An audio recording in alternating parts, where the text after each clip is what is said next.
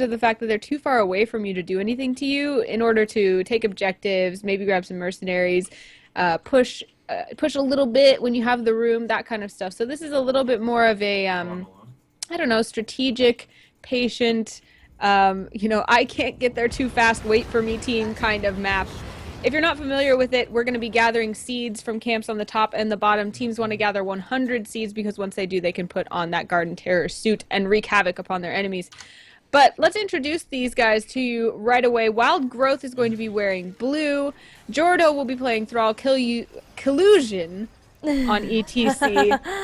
The Hawk that is so Blythehawk on Sylvanas. Grim Reaper SF will be playing Jaina, and Jimmy will be Uther.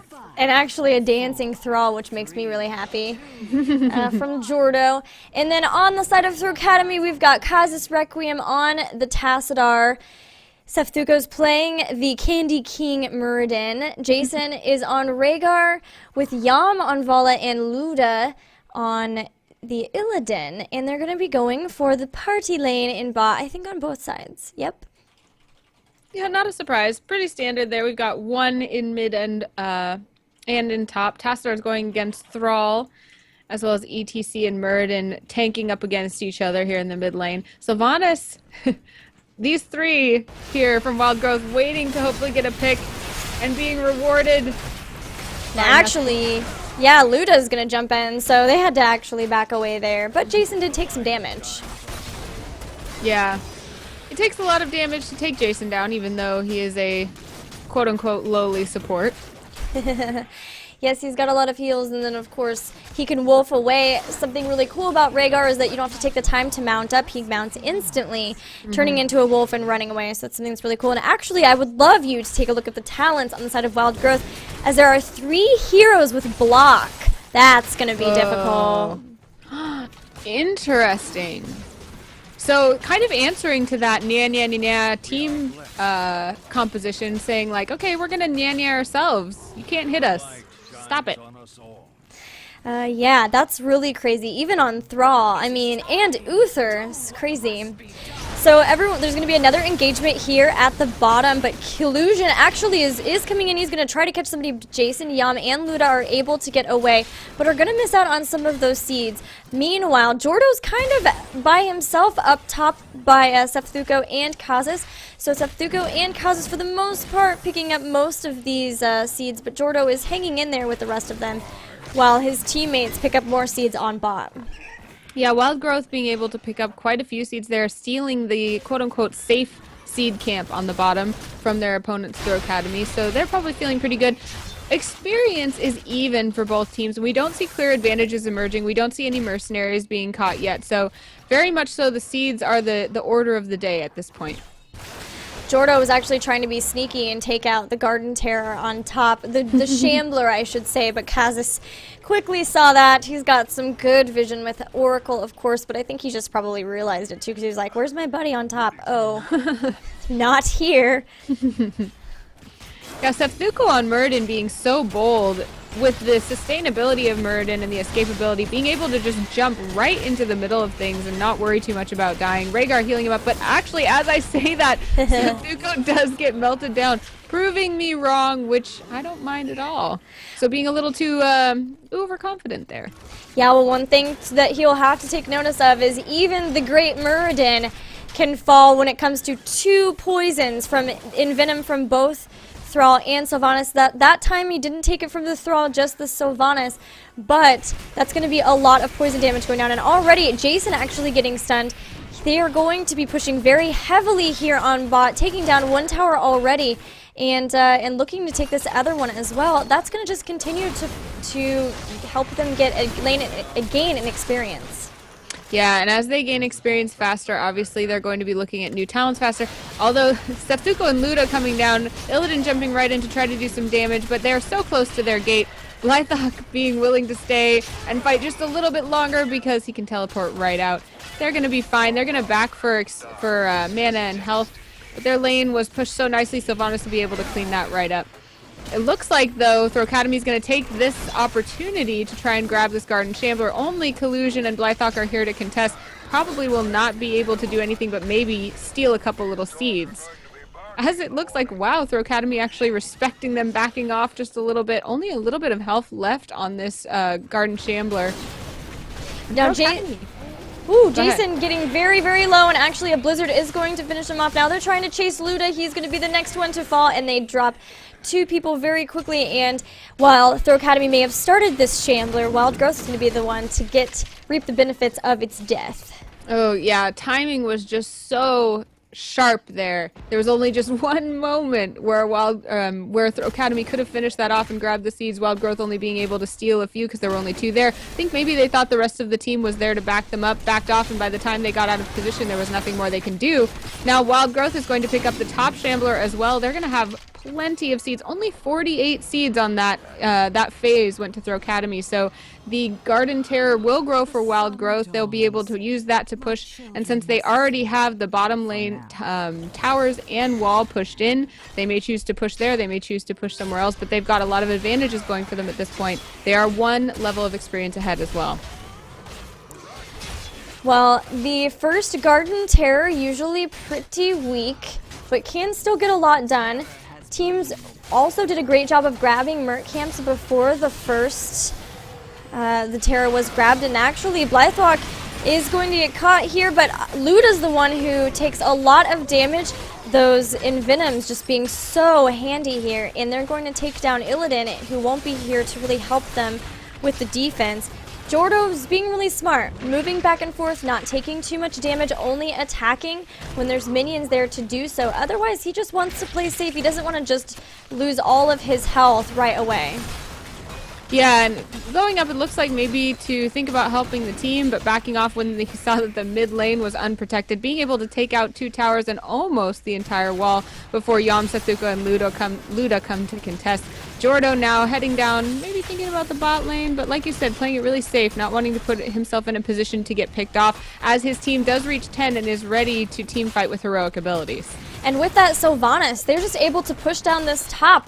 The Garden Terror provided just enough of a distraction that the rest of his team went straight up and took out the first 4 of the game, securing their level 10 talents and abilities. And now for a full level, once again, Throwcademy is finding themselves on the back foot this game. Yeah, such great timing from Jordo and the Garden Terror. Now will run out of the timer and the entire team is there together. Now level 11, being so willing to engage in a team fight if they need to, and taking out this top lane without any problem, choosing to retreat, not risk anything, and not give any advantage to their opponents, Throwcademy, who now, like you said, are going to have to make choices about how they're going to defend and how they feel like they can get back in this game. It's so smart. They actually already have a gate down in front of a keep so early in the game too, and Throwcademy is just trying to get some experience. Oh no, there Kazus and Septugo are rocking right by a trap. Septugo's gonna dwarf toss away but doesn't quite get over the wall. Oh no, it's gonna be it. He is taken out, and now everyone else is just left to try to soak as much as they can. They do have their level 10 talents, but they're gonna have to continue to be safe while they wait for their tank to respawn. Looks like Wild Growth is going to go ahead and look to grab their Siege and Bruiser camps, which is going to do a lot of good things in lane for them. Although Throwcademy does have Siege Giants pushing bottom already, as well as I thought they had some other mercenaries. Don't see those on the map right now, but they're going to group up, which I think is a smart decision right now. Yeah, they had taken out the top Bruisers, but they were killed immediately because the team of Wild Growth had already all been up there. So now Throwcademy is coming in, gonna maybe try to get something done. They actually steal these Bruisers. Wow. Just the bare edge of it, so they do get a little bit of a revenge, you might say. Yeah, that timing repays them for the last engagement they had around mercenaries. Also able to grab the safe camp of seeds on their way back out of that area, which is going to be good. They're really looking for a Garden Terror here. They're going to grab their safe seeds as well and then head toward the top for those safe seeds, opting to save the big Garden Shamblers for a little bit later.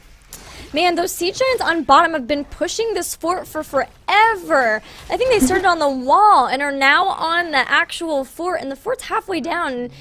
And Wild Growth's not really choosing to defend it. They'd rather try to get picks here, and that may pay off for them. There's Septugo once again. He is going to dwarf toss away, but everyone is kind of out of position there. They are coming in. Here comes Illidan, He's going to Metamorphosis in. He's jumping in, trying to maybe catch that Jaina, but oh my gosh, Water Elemental dealing a lot of damage. Luda has a second chance. He got a heal from Rhaegar, but that means Septuko will have to Dwarf Toss away as he's getting very low. This team is being chased, though. Luda is getting a lot of damage done. He really wants Blythehawk, but he's going to die for his greed. And now Jimmy and Grim Reaper, they want to try to even it up. They do take out the Jaina, so now it's going to be a 1-1 in this engagement. Oh, actually an Uther died too. My mistake. I didn't even see that. Yeah, really interesting to see these teams matching up. As we said, one that's focused on you can't kill us, and one that's focused on we do so much damage. If you get near us, we'll stun you. Really interesting to see how those are matching up. So far, Throwcademy has kind of been on the end of maybe not quite being as strong, but things are evening up. The experience levels are the same. We saw some pretty great escapes there. Septuko able to get out even though having been really low. And now Throwcademy will go for this top Garden Shambler. They will get it, and their Garden Terror will begin to grow. Now Jordo, working on this bottom Garden Shambler, going to be joined by Jimmy, so they probably are going to grab the 60 seeds from that bottom camp, which will also give them a Garden Terror. So it may be that we have two Garden Terrors going against each other in just a few moments. We have yet to mention the heroics, so I just want to do that again very fast, even though we've got level 13 talents for Wild Growth. We have Sundering from Thrall, Mosh Pit from the ETC, the Wailing Arrow, of course, from Sylvanas, and then Water Elemental and Divine Shield from Uther, so opting for the shield versus the stun. Meanwhile, we have Avatar from Muradin, Ancestral Healing for Rhaegar, Archon, Metamorphosis, and Rain of Vengeance from Vala. So looking for more of the stuns and not so much for the damage, although Rain will still do quite a bit of damage. So now we have two Garden Terrors, and right now Throwcademy is being the one on the offense. Yeah, interesting how the tides have turned a little bit. Jordo in the Garden Terror, Setsuko in the opposing Garden Terror.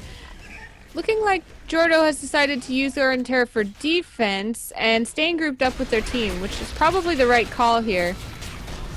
Yeah, definitely. There's going to be some sort of fight here. There comes Luda. He's got the Metamorphosis once again. Jaina is pretty low, but she's staying pretty far back, and actually Luda's the one who has to disengage. But he does get healed from Rhaegar. He's ready to hop back in the fight. He's back in once more. Grim Reaper still very low, but Luda not quite able to catch up with him. Jaina doing a really good job of slowing with her chill, not able to let anybody quite catch up to get the kill on her, and that's got to be so frustrating.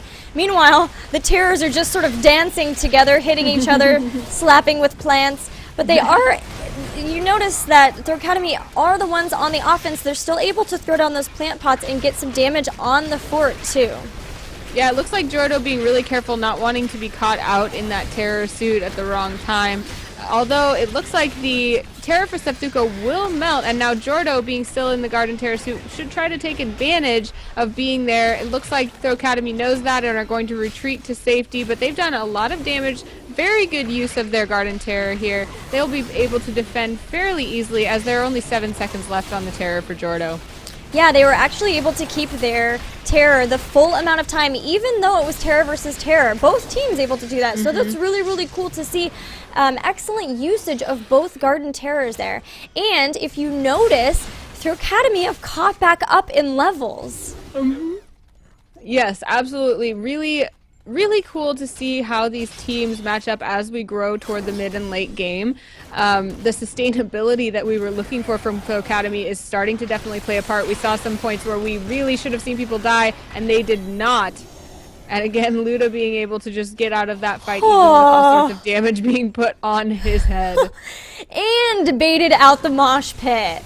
Like, of everything, and they baited out the mosh pit. And now Kill You Zion, actually, in the middle of them, is going to be able to push people around a little bit. Septuko taking a lot of damage, is not going to be able to get healed up. Luda is on the other side of everybody, but dealing a lot of damage. Blythehawk has to get away. Illidan will go down, but everyone is very low. Yam's going to try to get away, but vaults away, gets a heal, but not quite enough. Drops, as does Rhaegar, and it's just Tassadar left. So although everyone got very low, they're not actually able to live. And actually, Tassadar, no! Will be the last one to fall.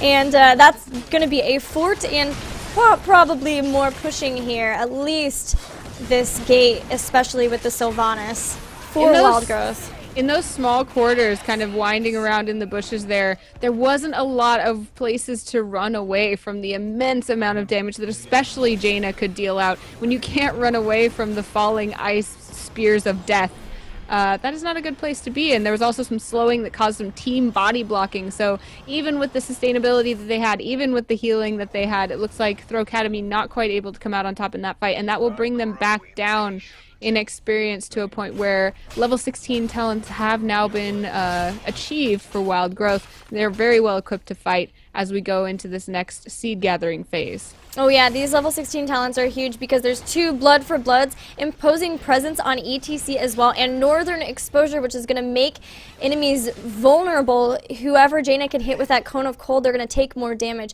Not to mention Benediction from Uther, he's going to be able to activate it, and then you can kind of use it for whatever you want. You can get a double heal, you can get a double stun, so a lot of versatility there as well. And with the level 16 talents, oh, Throwcademy wanted to disengage there, but Collusion was right on top of everything. Septuko taking a lot of damage, as is Jason, who gets body blocked by the water elemental. Ew, that's gotta hurt. Was not able to ancestral heal himself and is going to go down.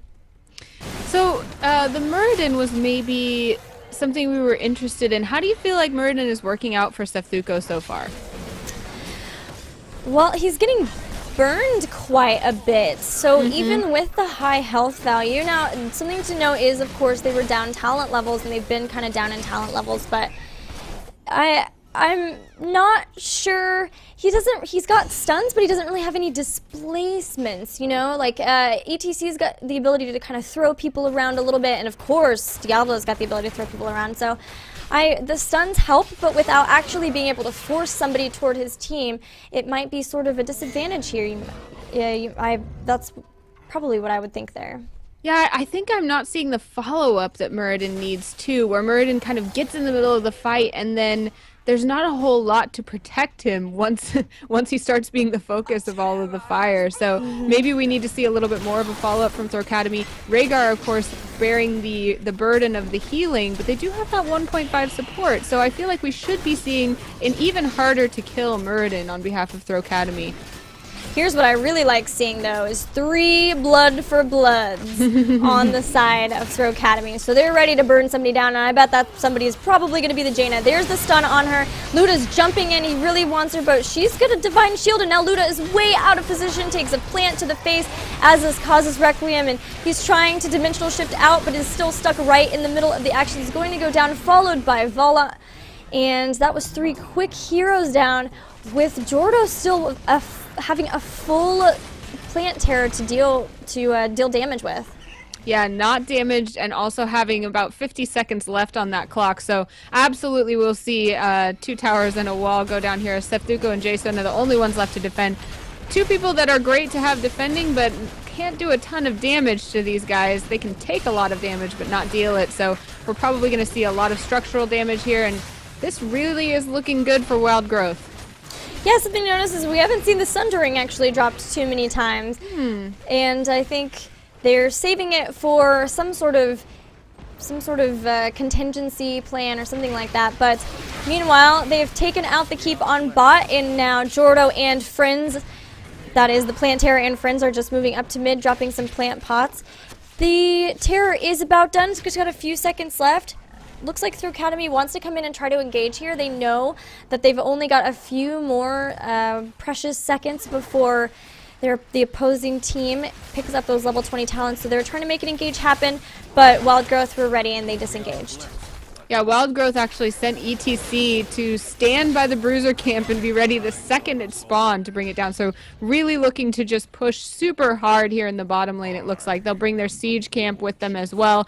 And Throwcademy, knowing that they've really got to do something right now, like you said, all grouped up, knowing where their opponents are, but lying in wait, hoping to get a pick that they so desperately need. And that might be Blythehawk being out of position, not knowing where the enemy team was, getting solo, but being able to escape because Sylvanas never dies.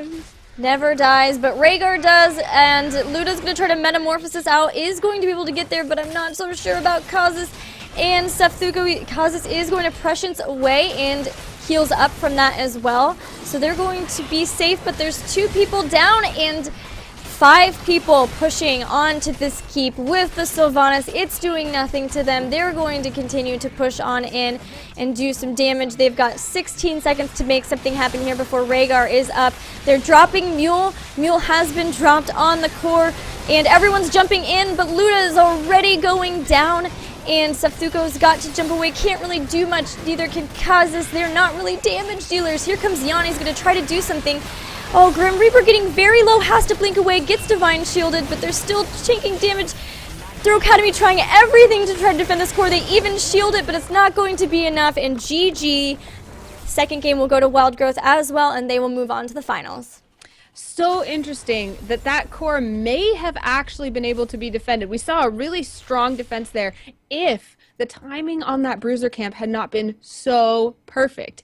Like I said, ETC coming back and being in place to grab those bruisers right after the plant terror died, being able to capture them immediately. And so the bruisers hit the core at almost exactly the same time as the team pushed on the core, and having all of those bruisers, the catapults, the entire wave, and an open bot lane to meet them when they pushed the core meant that that was just too strong for Throwcademy, and it looks like Wild Growth will be the winner.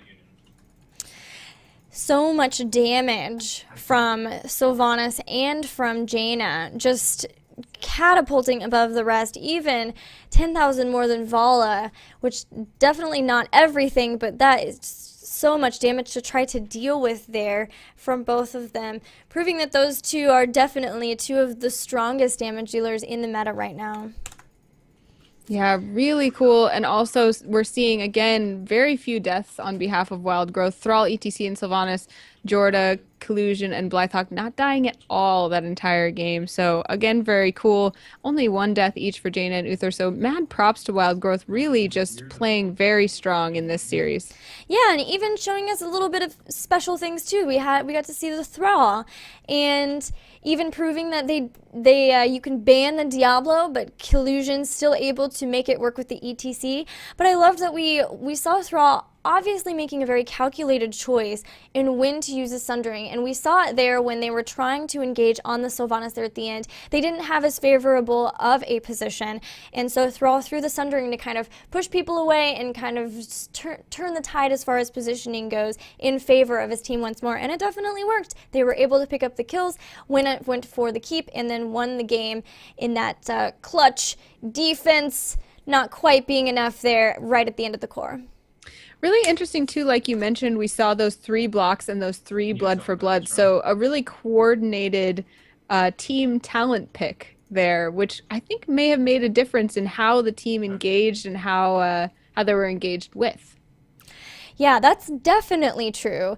And I really love seeing those concerted efforts, not only from what heroes that you're picking, but even what talents you're picking and how to make them synergize. And you'll even see teams throw, like if they were getting multiple Envenoms or multiple Blood for Blood, seeing them thrown on the same person in order to try to burn that person down as fast as possible in order to make a favorable engagement for your team, a 5v4, which is much better than a 5v5. So that's really cool to see. I hope we get to see more of it. I know that we will, because we're going to have, I believe, the finals up next.